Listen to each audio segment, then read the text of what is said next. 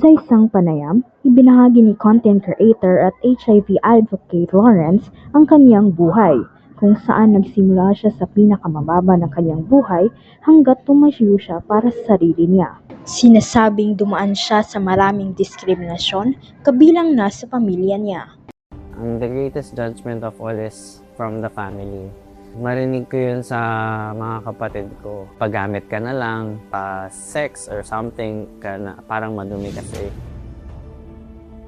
Whenever I do TikTok live, mga comment like, dahil bakla ka, we are just like you, who has a dream, who has the capacity to love, and be kind. Dagdag pa niya, nagbibigay na siya ng mga kaalaman sa ibang may HIV upang bigyan sila ng lakas ng loob para lumaban pa.